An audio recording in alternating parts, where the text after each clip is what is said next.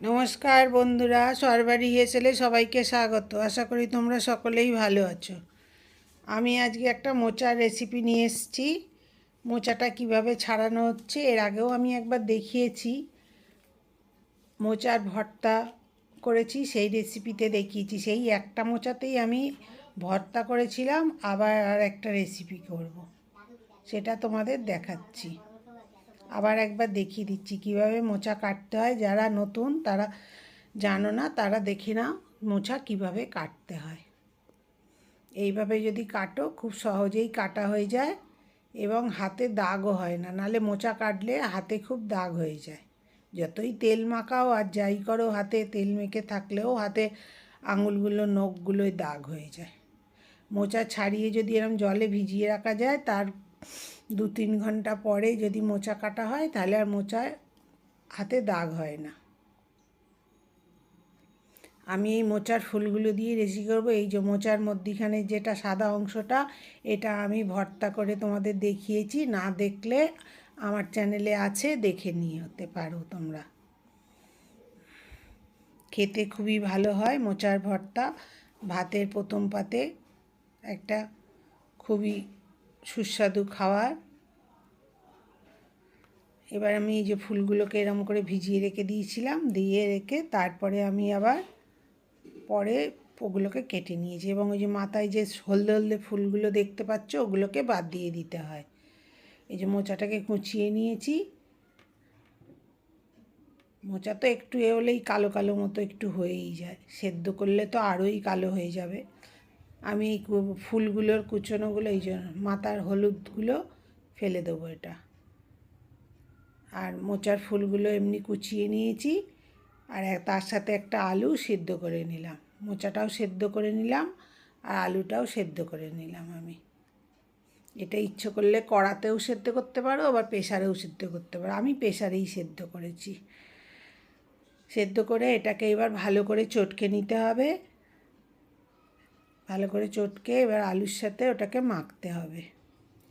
আমি এটাকে কি করব না, মোচার কোপ্তা বানাবো। খেতে খুবই ভালো হয়। আমি একটু নারকেল কুড়ো দিলাম,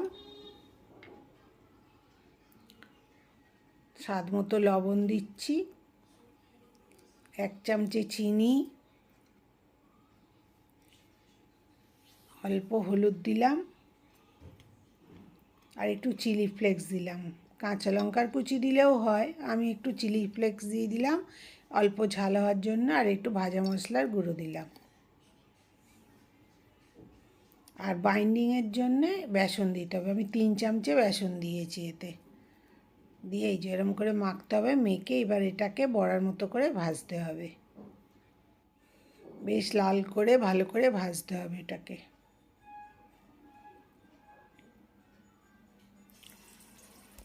আমাদের তো ভীষণ ভালো লাগে এটা খেতে। আমি আমাকে একজন খাইয়েছিল, সেই থেকে আমার খুব ভালো লাগে। আমি ওই জন্যে করি এটা। তাই জন্যে এবার তোমাদের দেখালাম মোচার কোপ্তা। এরকম করে করবে, করে খাবে, দেখবে খুবই ভালো লাগে। মোচার তো অনেক রকমই খাওয়া যায়। চিংড়ি মাছ দিয়ে খাওয়া যায়, এমনি নারকেল দিয়ে খাওয়া যায়, মোচার ঘন্ট করে। এরকম করে একদম লাল লাল করে ভেজে নেবে।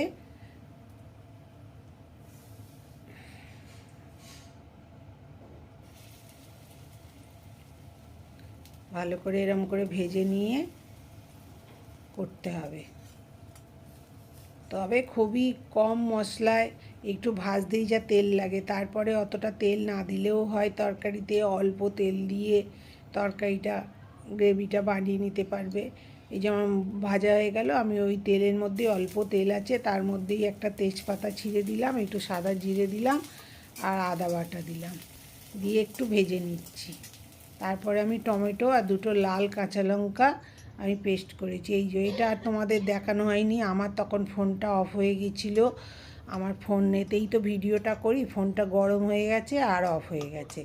আর ওই টমেটোর এটা দেখানো হয়নি তোমাদের। এবার 1 চামচে দিলাম আমি, ছোটো চামচের 1 চামচে কাশ্মীরি লঙ্কা গুঁড়ো দিলাম, 1/2 চামচে হলুদ আর স্বাদ মতো লবণ আর 1 চামচে চিনি।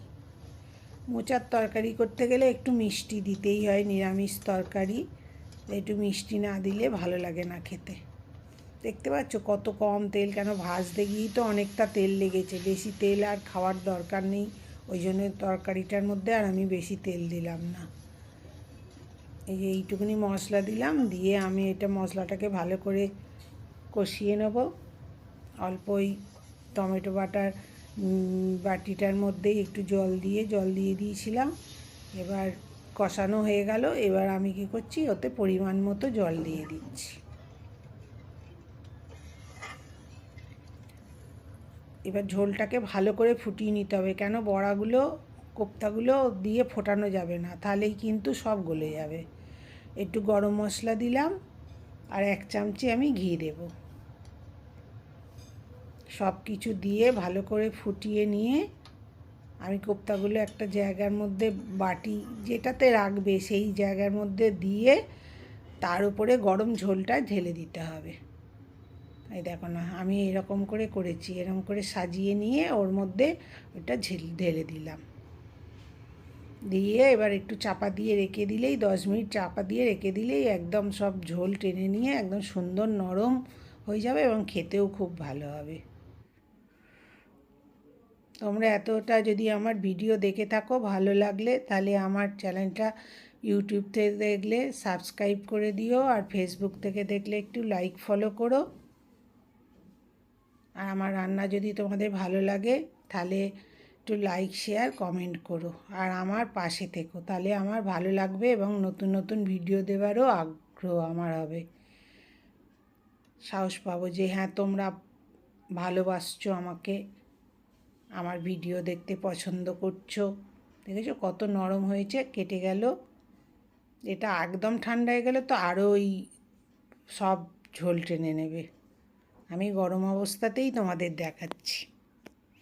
আমার ভিডিও দেখার জন্য তোমাদের সকলকে ধন্যবাদ। সকলে ভালো থেকো।